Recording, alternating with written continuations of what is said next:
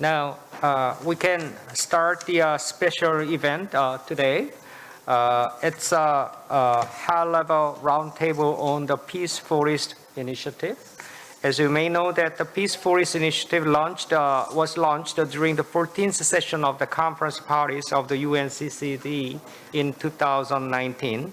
It's an innovative global initiative to promote transborder cooperation and collaboration on the ecosystem restoration in fragile and conflict-affected situations. This PFI was welcomed and supported by the UNCCD parties at the conference parties, and highlighting its potential contribution to achieving and then increasing cooperation on the land degradation neutrality, including land restoration and deforestation in transborder areas. We are extremely honored and happy to have distinguished speakers today. And then before we start the main presentations, we will have a short photo session.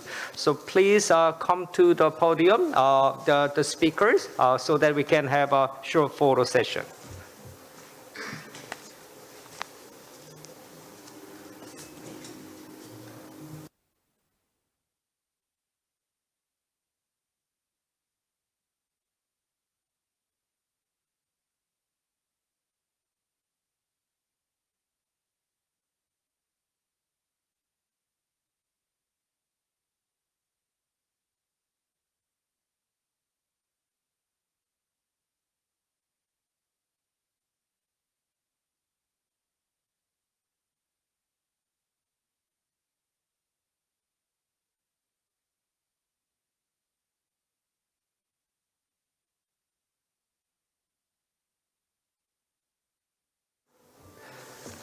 Now, we can start the main session, starting with two keynote speeches, and then before moving to individual presentations by the representatives of the organization and then country partners. So first of all, let me start with the keynote speech by the Minister of Korea Forestry Service, Minister Choi Byung-am. Please welcome him with a round of applause.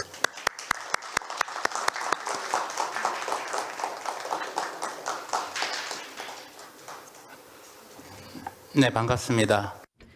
Good afternoon. Nice to meet you. My name is Choi Byung-am, Minister of KFS.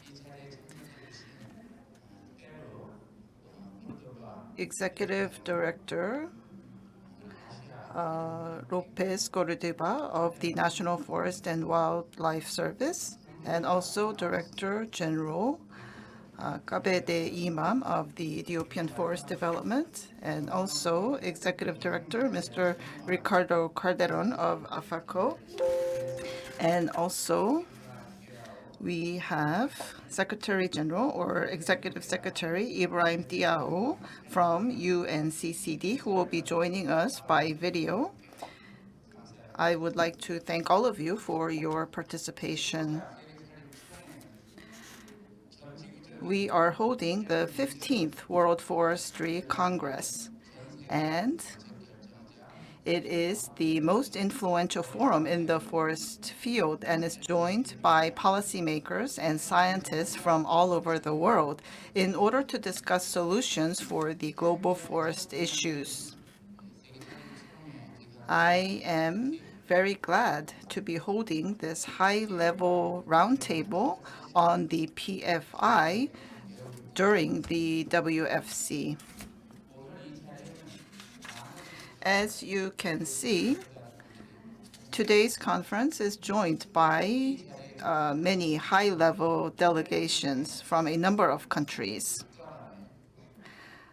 I believe that you are here because you know the value of the PFI, because this pursues establishment of peace and trust through forest cooperation.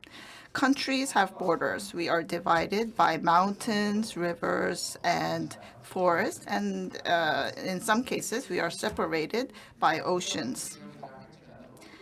Although we may be divided by borders, we are actually all connected because we form one ecosystem.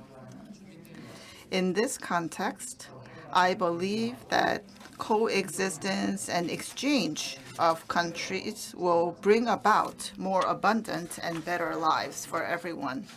As you know, planting trees is a non-political activity. When the Ethiopian Prime Minister Abiy Ahmed Ali won the Nobel Peace Prize in 2019, he said that nurturing peace is like planting and growing trees in his acceptance speech.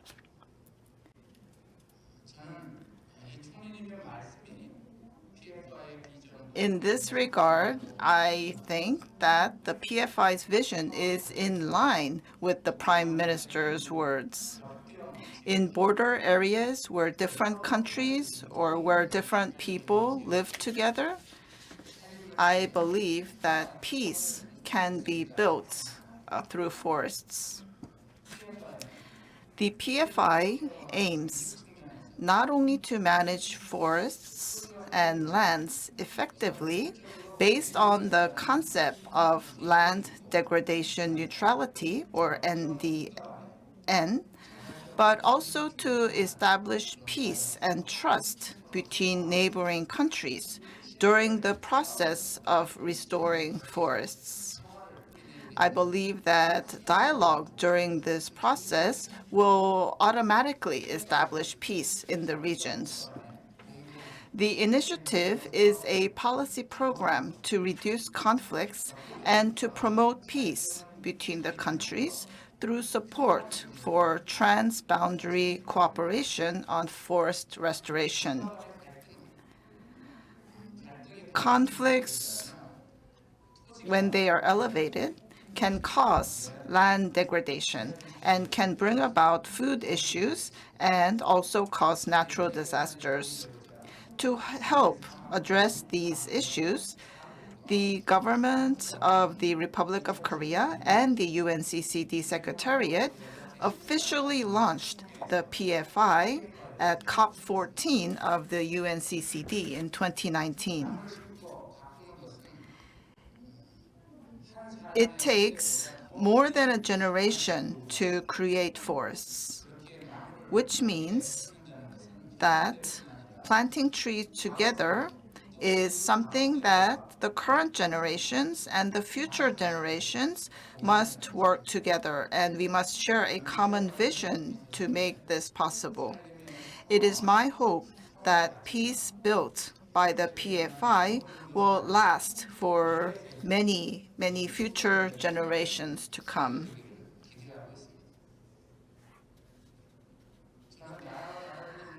I believe that it's possible to respond to climate crisis effectively and to contribute to the achievement of the SDGs only if neighboring countries work together to restore the ecosystem connecting the countries.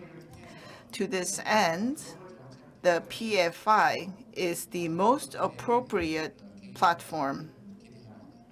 And today's event will become a great opportunity for the PFI to advance a step forward as a global policy program. As time goes by, climate crisis is getting worse.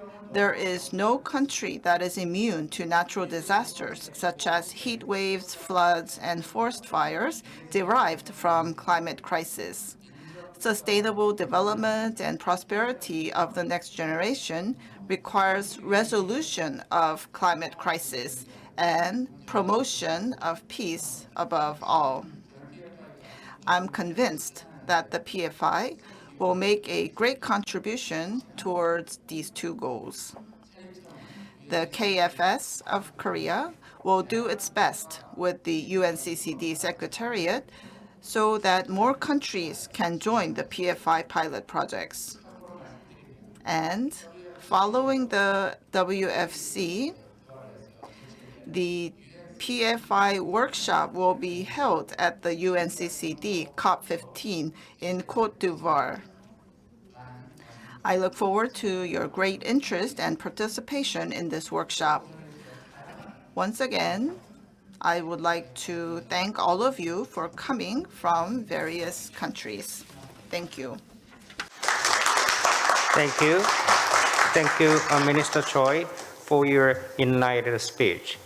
Now, I'd like to go to the next presentation, another keynote speech by the Executive Secretary of the UNCCD. Unfortunately, due to the COVID-19 situation, Executive Secretary could not make himself be here today. Instead, he sent kindly the pre-recorded video so that we can play it for now. Right, so now, second presentation by the Executive Secretary of the UNCCD.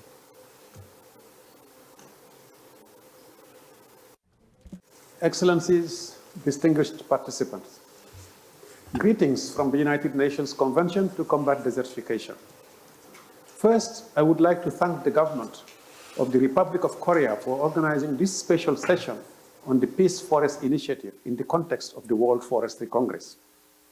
The success of the Republic of Korea in managing and restoring its ecosystems is exemplary and serves as an inspiration to all, especially as we launch the UN Decade on Ecosystem Restoration and in the lead up to the Conference of the Parties of the UNCCD, which will take place in Abidjan, Côte d'Ivoire, next week.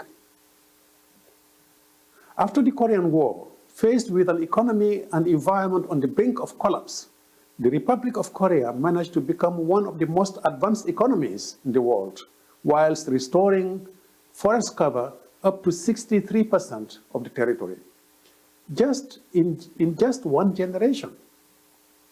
We are grateful for the leadership shown by the Republic of Korea in the context of the UNCCD, from hosting the Conference of the Parties in 2011 to supporting the highly successful Changwon Initiative.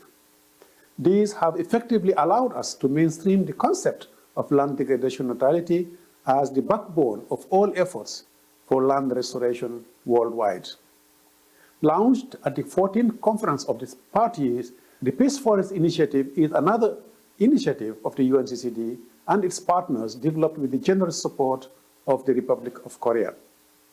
The premise is simple, yet powerful. Land is the foundation of life on Earth and a fundamental asset for humanity and rural livelihoods. When land is degraded, poverty and insecurity increase. But when land is restored, it brings security, stability, and peace. Land degradation is one of the world's most environmental and human crises happening in real time. Up to 40% of the total land area in the world has already been degraded. Every other person on Earth is affected by the loss of productivity of our land. Women, children, and rural communities, smaller farmers, the poor are bearing the brink, making them even more vulnerable to disasters. Recently, we witnessed multiple disasters all around the world, including droughts, floods, wildfires, and sun and dust storms. These are increasing in frequency and intensity due to human activities and our failure to live in harmony with nature. Climate change just adds fuels to the proverbial fire. In March of this year, a wildfire broke out in the east coast of South Korea and devastated more than 14,000 hectares of forest, causing significant damage to lives and livelihoods. It will take time, perhaps the life of a generation, to restore the health and functions of this ecosystem. In more vulnerable countries, the management of natural resources is even more challenging. Weak institutions and poor governance further exacerbates the degradation of land and natural resources, leading to a vicious cycle of instability. Dear friends, make no mistake, degraded land can be brought back to health, to produce again, generate economic income while restoring natural habitat and combating climate change. Investing in land restoration is also a tool for peace building. Land and forests support our collective well-being. As a matter of fact, the collaborative management of water, land, forests, and wildlife, as well as protected areas, are frequently cited as examples of economic cooperation for peace building. We can learn from these experiences. Where countries emerging from conflicts have addressed land degradation effectively, they have in many cases laid the foundation of a durable peace. The Global Peace Forest Initiative will serve as a strong vehicle to promote well-being, peace, and prosperity. Looking ahead, together with the Korean Forest Service and other partners, the UNCCD Secretariat is set to make the Peace Forest Initiative a great success, starting with practical and meaningful steps.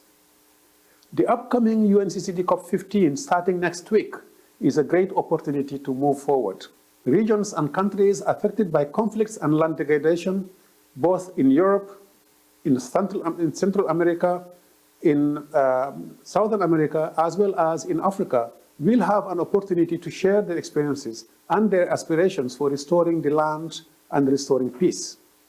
I would like to once again take this opportunity to express my sincere gratitude to the government of the Republic of Korea for its support to land and peace building, which reflects the theme of COP15, land, life, legacy, from scarcity to prosperity. Thank you for your attention, and we look forward to welcoming you all in Abidjan very soon. Thank you. Thank you. So we now can move to the individual presentations by the representatives of the partner countries and organizations.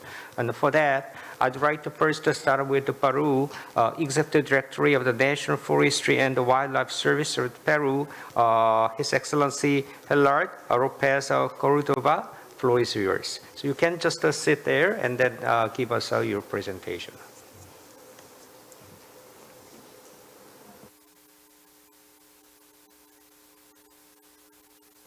Sí.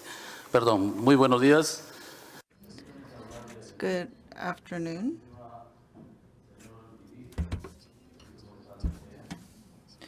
Minister Che, nice to meet you. And we have members from numerous delegations. Nice to meet all of you. On behalf of the President of Peru, I would like to say hello to all of you. And I would like to thank the hosts for holding the 15th WFC, and I also thank the Korea Forest Service as well. I would like to talk about how we are cooperating in Peru with Ecuador. And I would like to thank everyone for giving me a chance to present to you on this cooperation. We are working on a peace park between Peru and Ecuador. And during 2020 and 2021, of course, we were under the influence of the pandemic, and we came across many insights and many realizations. What we realized is that we have a very important link between people and forest, and this is very important for sustainable growth. And 57% of Peru is national forests. Because of this, you can see that we are the second country with greater extension of Amazonian forest, and we are the 9th country when it comes to the extent of forests worldwide. And we have aboriginals and tribal members, and we also need to guarantee the livelihood of the aboriginals. And we have wet forests in our territory. However, our forests are very dry. So we have Amazonian forests, but we have dry forests. And this provides a very rich ecosystem, and this has a great impact on the people who live in our country. Also, we have to preserve our biospheres. And to do that, we need to preserve the resources of our dry forests. And that is why we are cooperating with Ecuador. And in Latin America, this area was declared as the first transboundary biosphere reserve. And we have Bangladesh and Amostatep. These are the protected areas in the northern region. And in Peru, we have Tumbes and Ecuador. And in Ecuador, we include the area of Oro. And as for the area, you can see the total area here. In total, it's about 1.6 million hectares, and about 70% falls into Peru territory, and 30% is Ecuadorian territory. We have about 800 different wildlife and bird species and more than 200 types of trees. And we also have a very special monkey species. Also, we need to protect the biodiversity for 600,000 Peru people. And that is why we are seeking numerous adaptation and mitigation measures. And we need to meet the challenges coming from climate change of the rainforests. And that is why we need the cooperation of all stakeholders and all partners. And we need to maintain biodiversity.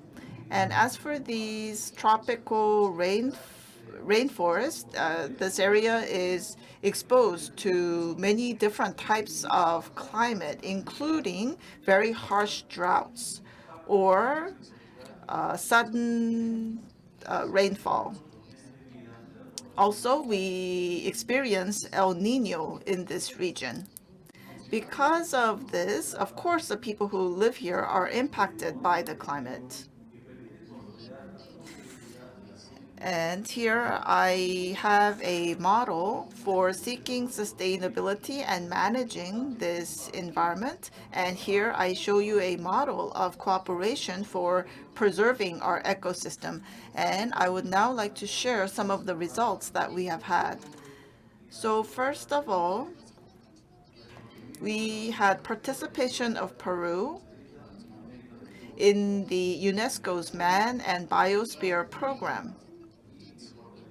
And we were recognized as the first transboundary biosphere reserve in South America. And also there was implementation of the Lima Plan of Action, which was held at the 4th meeting of biosphere reserves in Peru. As for the project that is being carried out by Peru and Ecuador, it is a binational project, and of course you can see the title of the project, Promotion of Commercial Forest Plantations in Border Areas of Peru and Ecuador. We have a vision, we have a goal. We want to restore the ecosystem in this region and to preserve the biosphere. And we realized that we needed to cooperate between the two countries. And a very important goal here was to increase the resilience of the vulnerable populations. By doing this, well, there are 3,000 households here, and we were able to benefit these 3,000 households through this project. We have the dry forest and the rainforest, and we were able to preserve the diversity that is in this region.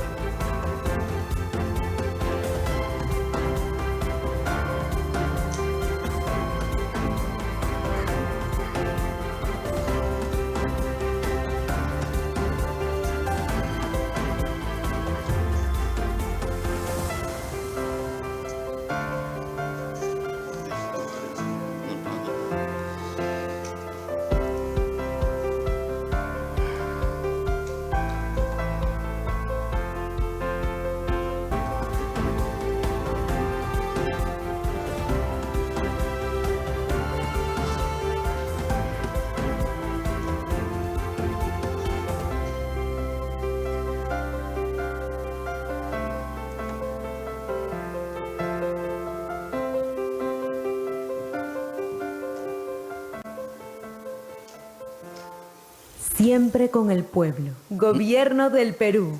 Muchas gracias. Thank you. Thank you.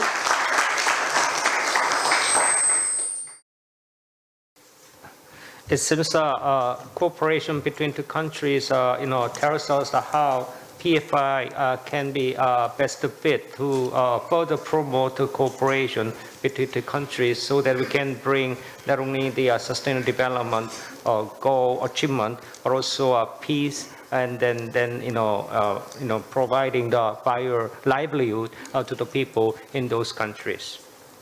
Now, I'd like to invite the second speaker, Executive Director of the Asian Forest Cooperation Organization, His Excellency Ricardo Calderon.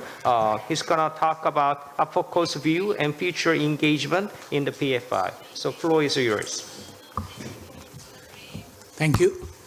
I am Ricardo Calderon, the Executive Director of the Asian Forest Cooperation Organization. On behalf of the APOCO Secretariat, our 16-member countries, we would like to express our gratitude and congratulate our global partner, the United Nations Convention to Combat Desertification and the Korea Forest Service, for inviting APOCO as one of the panelists in this very important session to share our views on the Peace Forest Initiative and the future role of APOCO. This will be the content of my presentation, but I'll be focusing more on the item number 4 on the strategic role of APOCO in PFI. The Asian Forest Cooperation Organization's geographic coverage in Asia, presently with 16 member countries, a treaty-based intergovernmental organization, APOCO was granted permanent observer status during the 75th session of the United Nations General Assembly on December 2020 and approved headquarters agreement with the Republic of Korea on June 2021. Our 5 strategic priorities as defined in our Strategic Plan 2019-2023 with our grant portfolio currently valued at $77.6 million invested in 36 ongoing projects. There are significant features of APOCO programs and projects as we implement across different forest ecosystems and functions. We apply the use of different technologies and approaches to restoration and rehabilitation of degraded forest ecosystem. There are common approaches to all our programs and projects, most notably of which include multi-stakeholders participation, integration of livelihood and community-based enterprise development, capacity building of stakeholders. We implemented multi-country project with one party as the lead country in the implementation in order to develop collaboration and cooperation, including exchange of expertise among our member countries. For the year 2022, we have started the implementation of the 5-year, $4 million regional program on non-timber forest products in partnership with Non-Timber Forest Products Asia on improved local community livelihood through increased income from non-timber forest products. And the 5-year, $8.5 million program entitled Capacity Building on Enhancing Resilience to Forest Fire and Local Livelihood in Cambodia, Lao PDR, Myanmar, and Vietnam in partnership with the ASEAN-Korea Cooperation Fund. Conflict and dispute in terms of access and use often occur in forest areas remote from centers of government but rich in natural forest resources. Logging, both legal and illegal, agricultural expansion, land grabbing, land tenure, and political boundary conflicts are the most common conflicts adversely affecting sustainable forest management. When conflict occurs, the most common reaction of government is to maintain the status quo and even suspend management interventions, including development activities. As a result, government funding will be discontinued until such time that conflicts and disputes have been resolved. But history and experience tells us that resolving such conflict would take years to resolve, rendering such area open to everyone. The open access situation would often result in the tragedy of the common situation, where there is unregulated forest resource extraction, illegal clearing, occupation, and land use conversion, leading to the total destruction of the forest.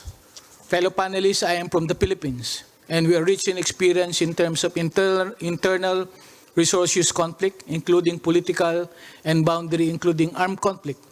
We have a gold rush area, the Mount Diwalwal gold rush area in the 1970s, and is still a gold rush area until now, located in the mountain of Mount Diwata in southern Philippines, transformed into a mining community complete with schools, public market, and anything that you want to see atop the mountain with mining tunnels underneath.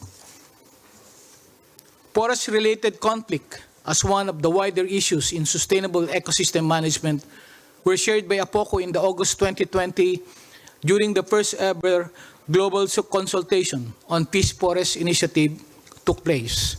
Along with others, this led to a recommendation on the need to explore new potential linkages between sustainable ecosystem management, including land, forest, and water restoration, and dispute resolution mechanisms, and wider security issues within and among countries. Again, this is where APOCO member countries are mostly situated as far as PFI is concerned. As a recognized partner of the UNCCD, APOCO is determined to facilitate regional and in-country PFI actions on the ground in view of the following. The PFI governance structure with the regional technical working group or working groups will facilitate regional activities focusing on region-specific contexts to mediation and peace building while securing expertise and resources for PFI activities. This is complementary to a focused regional approach as the 16 member countries located in Southeast Asia, East Asia, North Asia, and Central Asia could serve as the strategic cooperative activities on sustainable forest and land management, ecosystem restoration, and land degradation neutrality. A focused regional approach could further complement and facilitate cross-border cooperation, knowledge sharing, exchange of expertise, and capacity development, facilitating dialogue, cooperation, and collaboration among member countries. As PFI will certainly involve forests and forest land, APOCO can offer its leading role in Asia to facilitate project development and implementation to our national focal points in respective forest departments and in providing appropriate communication lines with the UNCCD focal point at the national level. Thank you very much. Thank you. We often know that not only working among the countries, but also together with capable international organizations can be also additional benefit for us to achieve the goal that we can all share. In the sense that APOCO's presentation tells us, organization focusing on the Asia, actually it can add only values to achieve the goal of the PFI if everybody can be united. So thank you very much. Now we would like to see 3 more cases of countries, and then 2 of them are coming from the Mekong River region. We know that the Mekong River region has a lot of issues in the context of not only the conflicts, also potential benefits that we can share in case the countries can cooperate. In that sense that we have 2 country representatives from the Cambodia and the Lao PDL. And then I would like to first invite the representative of Cambodia, Mr. Ung Sama, His Excellency, Secretary of the State of Cambodia, Ministry of Agriculture, Forestry, and Fisheries. Floor is yours. Thank you. Honorable Chair, Excellency, ladies and gentlemen, good afternoon. I am delighted to join you all on this important KIS UNCCD special event on peace forest initiatives on the Republic of Korea.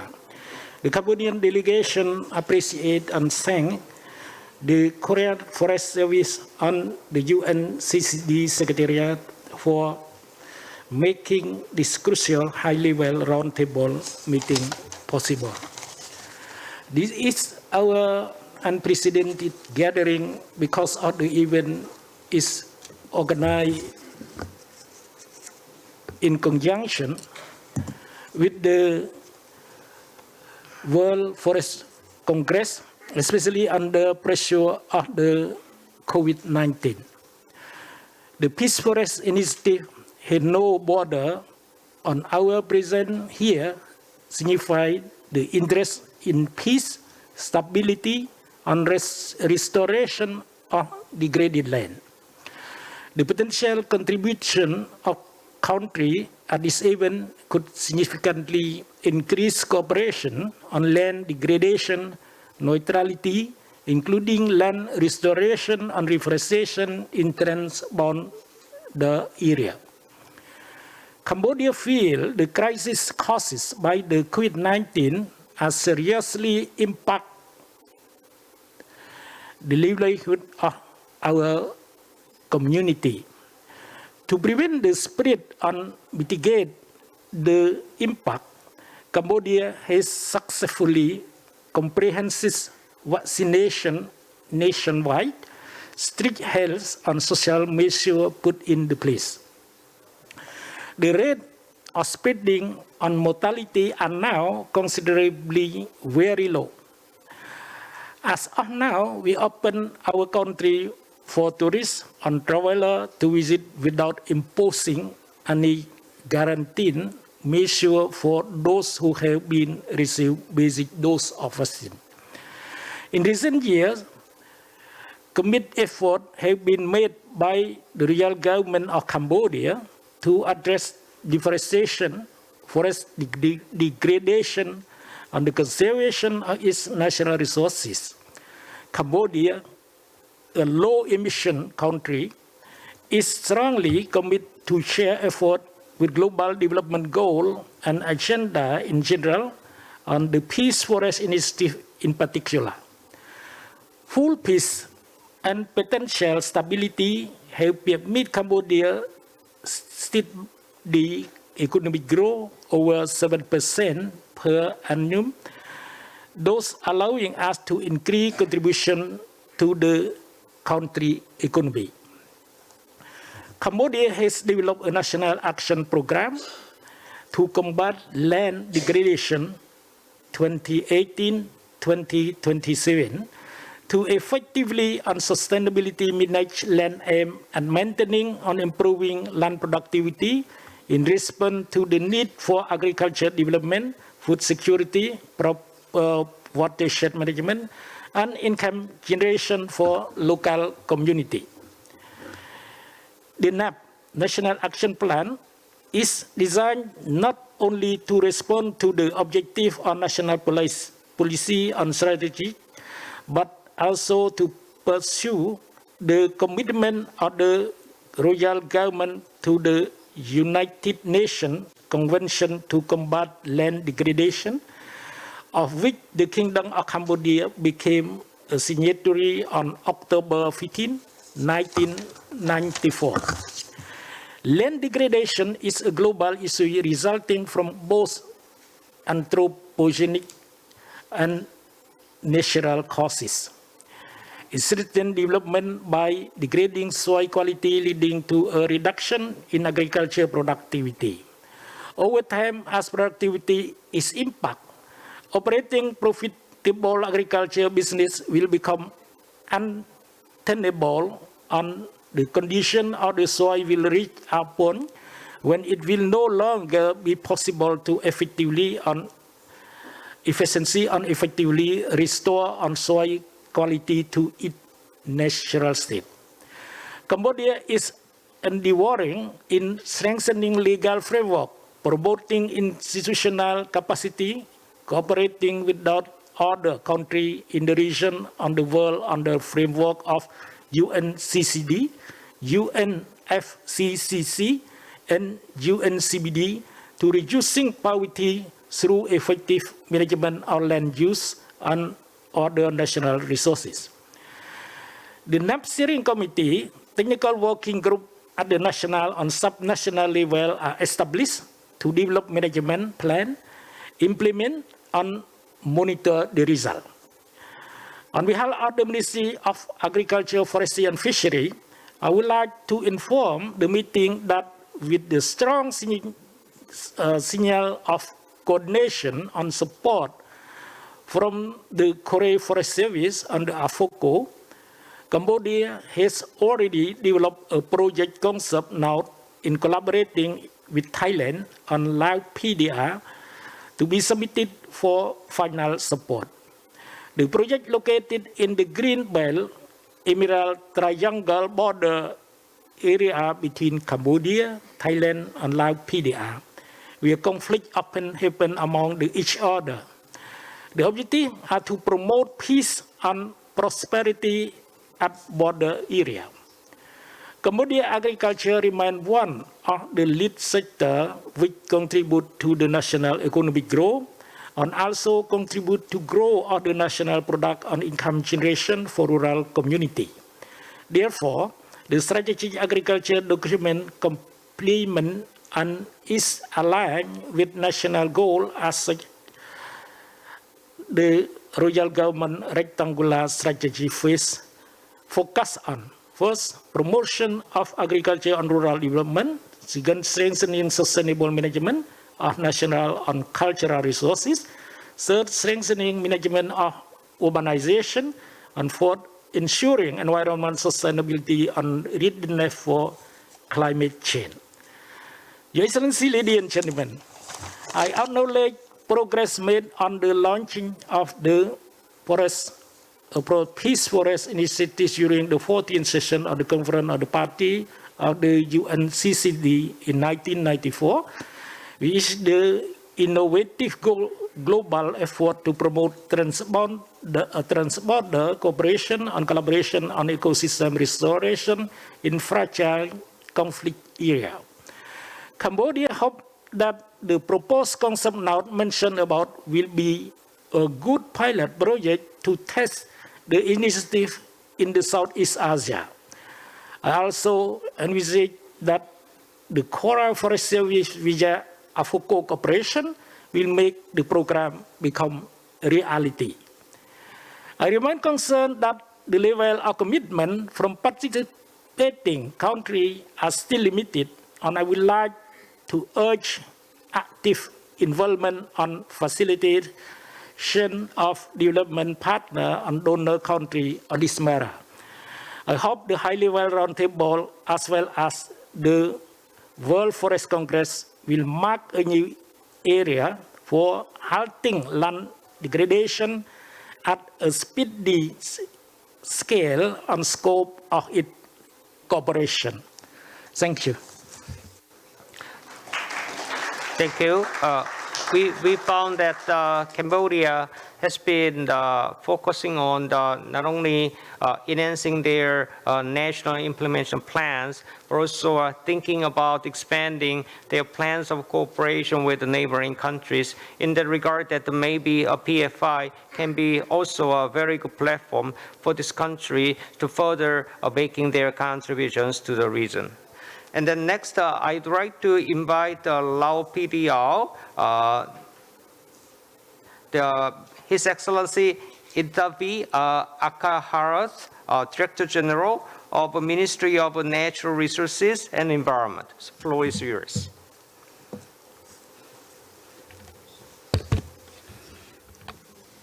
Thank you very much. Good afternoon, Excellency Minister, distinguished ladies and gentlemen. On behalf of Ministry of Natural Resources and Environment of Lao PDR, I would like to sincerely congratulate and appreciate the organizers, especially the Korean Forest Service, for the efforts of the host of the 15th World Forest Congress under the theme Building a Green, Healthy and Resilient Future with the Forest. During his unprecedented and challenging time with the COVID-19 pandemic, forestry and forest resources are vital elements for the human life and the existence of our planet, particularly in food security, sound environment, and biodiversity sustainability. Nevertheless, forests has been unequally distributed around the world. Growing the population, increased demand for forest resource for economic development, and climate change not only remain challenging and primary cost for more frequency and severe natural disaster, but also pose direct impact on the forest and forest resource sustainability. Therefore, it calls upon all nations to collectively explore ways and means to manage forest and forest resource in an efficient and sustainable manner. Against this backdrop, the international communities, particularly the United Nations, has included the sustainable use and the management of as one of the 16 sustainable development goals, which is incumbent upon us all to implement the goal effectively. Ladies and gentlemen, Lao PTR faces numerous challenges in terms of sustainable management of the biodiversity and resource use.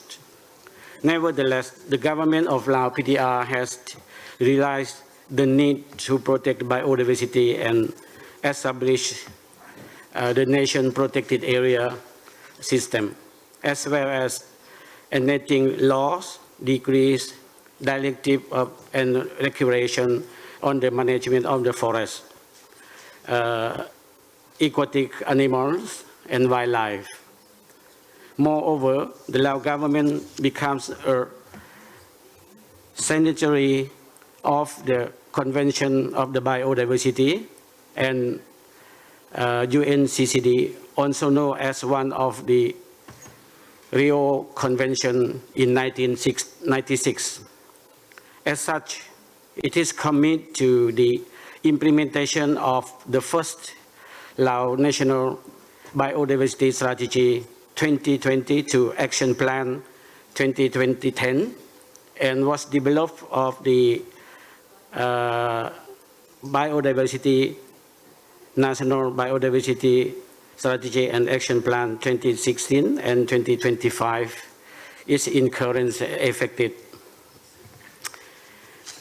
Development of the National Green Growth Strategy of the Lao PDR, it is the translation of the solution of the 10th of the Party Congress and the Vision 2030 10-year strategy of the biodiversity strategy and 8th and 9th 5-year National Economic Development Plan 21 and 25 more detail. The main objectives and the goals of the formulation and implementation of the strategy are to develop the potentials to the integrated green growth into the formulation and implementation for the sector and local strategy and plan in each period to ensure achievement of long-term goals of the national economic development set out by the party and the government. Moreover, we have cooperated with neighboring countries and international organizations to implementing sustainable natural resource management, such as the 12th session of the Conference of the Party of the United Nations Convention to Combat Desertification, UNCCD, agreed to integrate it into the SDG and related targets into the implementation of the convention. UNCCD has therefore introduced the concept of the land degradation neutrality. It's a state whereby the amount and quality of the land resource necessary to support ecosystem function. And service and enhanced food security remain sustainable or increase within the specified temporal and spatial scales and ecosystems.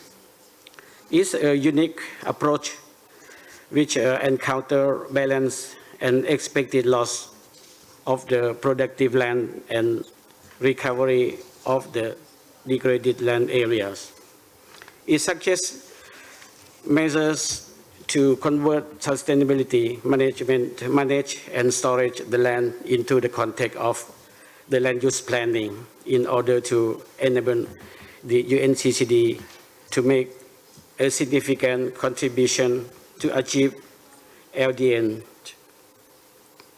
The COP decided into the parties and formulated baseline and volunteer target to achieve the LDN within the National Action Plan, including the voluntary national LDN target into their national report and as appreciated. Protect the forest and wildlife in the south of Laos and the central part of Laos, and nearby and bordering with the Vietnam's.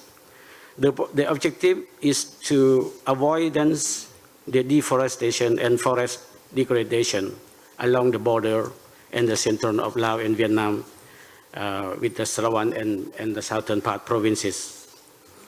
The Carbon and Biodiversity Phase 2 project is a transboundary project that contributed to protection, restoration, sustainable use of the ecosystem, and the conservation of the biodiversity in the central part of landscape of Laos PDR. Through the innovative and transformation conservation intervention supported the government and Vietnam government to meet the obligation under the Convention of the Biodiversity. Reducing emission from the deforestation and degraded land, we call as the rate, helping them mitigate increasing level of the green growth gas emission from the forest sector, has been attempted by the National RED program. The core of environment program and biodiversity conservation corridor and the project of the Greater Mekong region, Cambodia, China, Laos, Vietnam, Thailand, Myanmar, and Thailand and Vietnam, Vietnam. In the cooperate with the 6 member countries to set up the core environment program and biodiversity conservation corridor initiative. The aim to the project to support the Greater Mekong region country to address the emerging environment problem arising due to population pressure and rapid economic transformation, and to protect the most important biodiversity conservation landscape in the regions.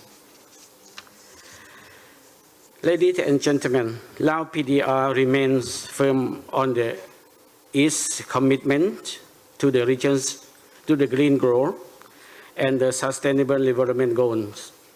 We stand ready to continue to working and then collaborating closely with our partners to achieve our shared goals. Finally, I wish all of you a great success at this meeting that would be continued and collaborative find the solution of the Peace Forest Initiative. Thank you very much for your attention. Thank you. As a part of the Greater Mekong region, we discovered that Laos PDR has been engaged with various international institutions, including the UNCCD and the CBD and some others. Also, they are focused on developing and implementing their national policies in the context of the green growth. In other words, what we are all doing can also be a very firm basis to grow their economy. And then Lao PDR highlighted that as well. And then it also shared some of the good examples that we can actually immediately bring into the context of PFI implementation. So thank you very much for your sharing the stories with us. Thank you. Now, we would like to visit other regions. So let's go to Latin America so that we can hear a story of El Salvador. Unfortunately, the representative of El Salvador could not make himself here so that we can watch the pre-recorded video.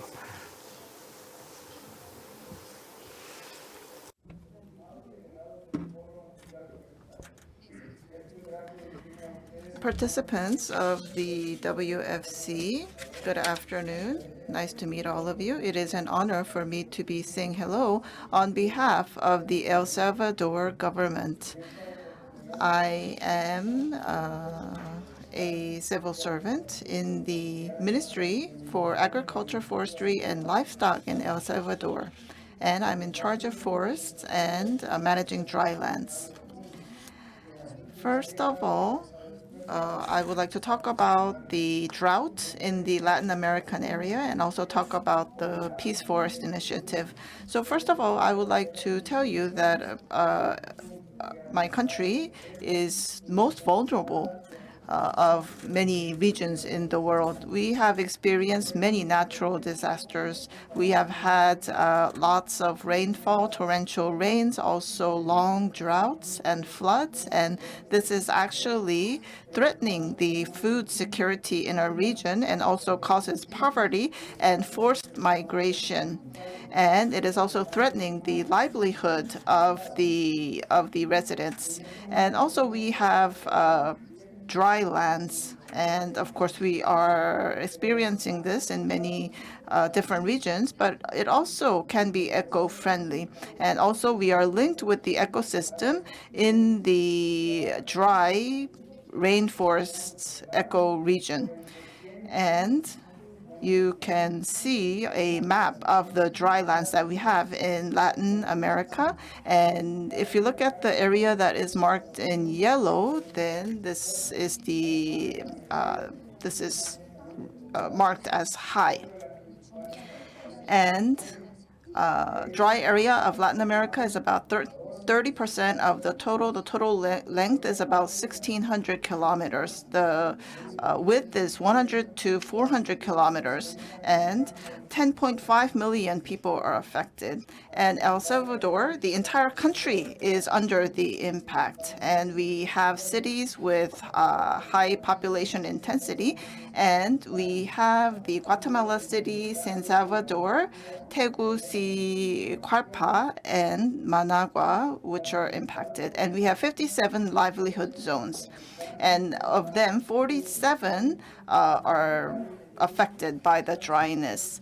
And the unique characteristic here is the droughts. And so we have droughts that last for about 2 months at a time, and this impacts our livestock industry and our agriculture industry. And the biggest problem is that the droughts are very, very long. And at the same time, we have heavy rainfall at times, which hurts our agriculture industry. And we have areas where desertification is going on, and there are conflicts and fights over land and forest resources and also water resources. And so we have major challenges in order to adapt PFI. And it is not easy to form forests in this region. The conditions are not good. And we have exacerbated conditions because of climate issues and social issues and productivity issues. And we have a goal of reforestation of 15% of the region here. And this would cover 9,866 hectares. And we are working on a digital government so that we can better manage and better collect data and provide better customer service. We want to adapt the Forest Initiative program, and we also want to invest in green infrastructure. And so next, I would like to talk about some of the results that we have had. So in 2018, for the first time, we came up with a forest inventory, and we came up with a agroforestry blog by working with KOICA. And also, we have 500 areas or blocks where reforestation went on, and for this project, we were able to invest $8 million.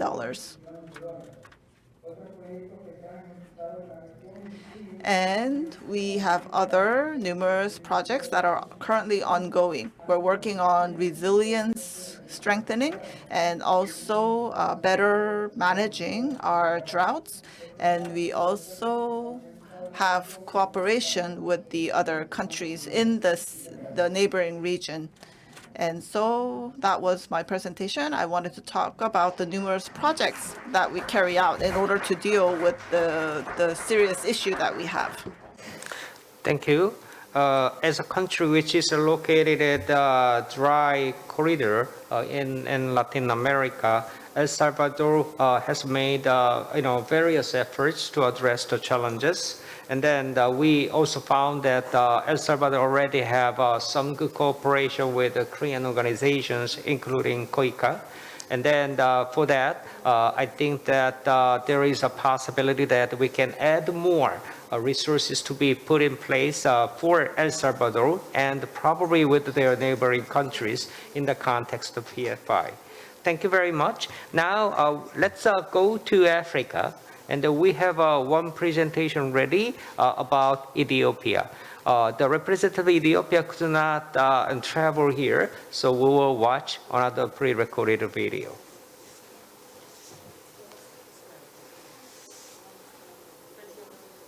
Excellencies, colleagues, ladies and gentlemen, warm greeting from Ethiopia, the origin of coffee Arabica.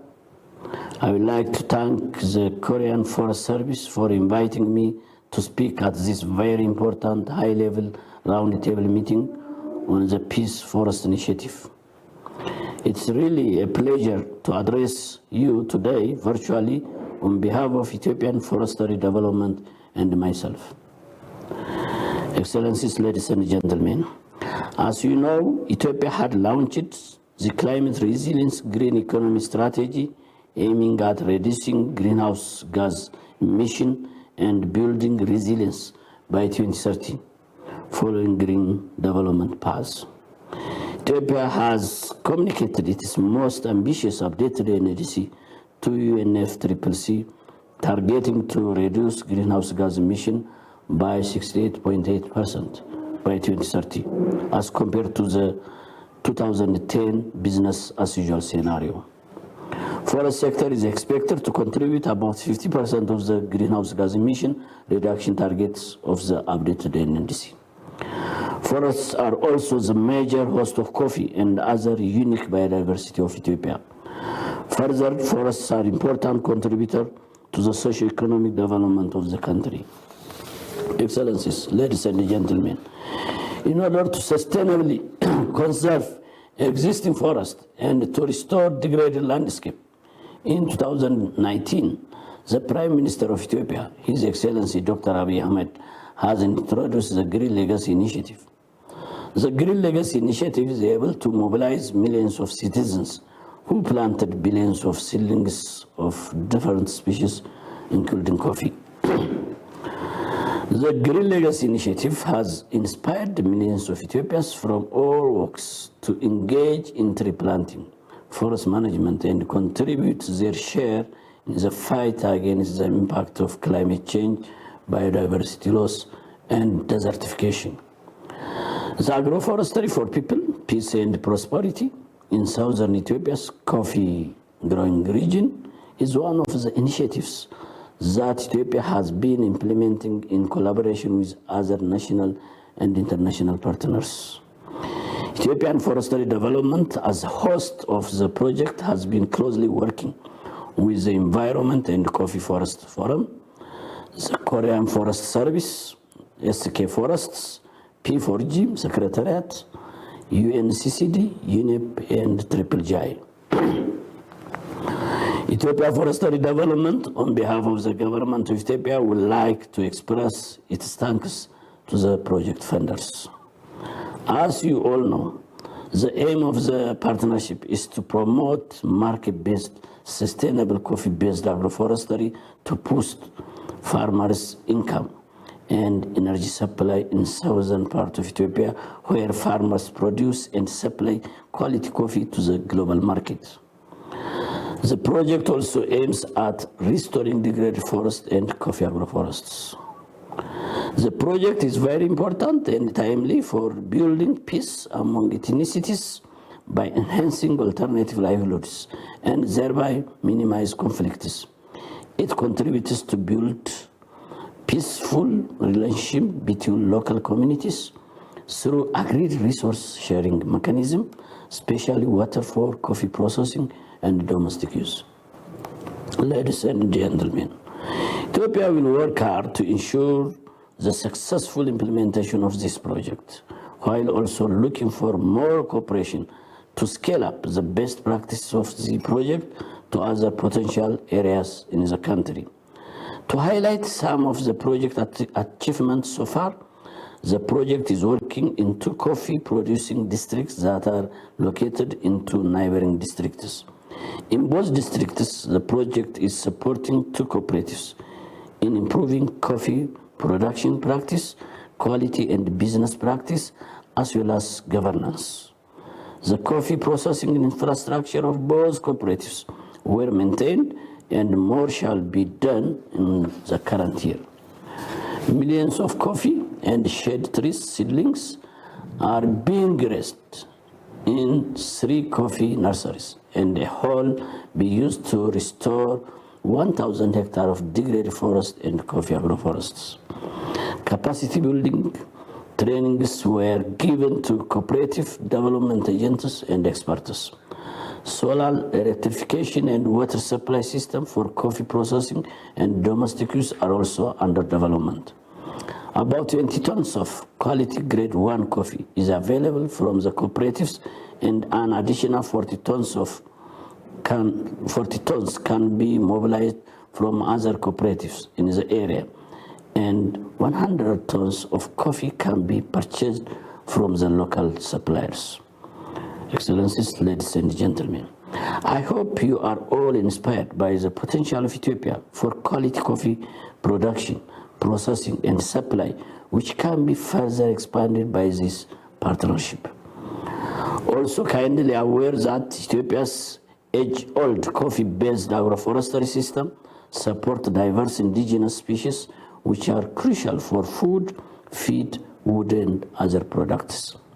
That said, I sincerely call upon all the partners to engage more to expand what is started now to other potential areas and closely work with Ethiopian Forestry Development.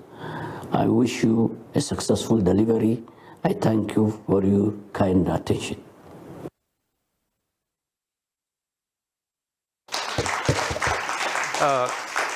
We also heard about the story in Ethiopia. He highlighted several cases that have been developed with the cooperation of Republic of Korea. The coffee industry is a part of the P4G project. Also, he mentioned about the GGGI's project. That's a $12 million project funded by KOICA. And then Ethiopia made great, successful stories about how to manage the land and the forestry as a part of their implementation of CRG, their NDC, to address the climate change issues. So there are many good potential spots that we can explore. And then I recognize the PFI can only be a very good platform to bring all the related stakeholders together in a broader theme of addressing not only the land and forest, also peace together. So having said that, I think that we can conclude our session here today. Thank you very much for the Minister Choi and other distinguished representatives from the different countries and FOCO. And then I do wish you have a good afternoon. Thank you very much.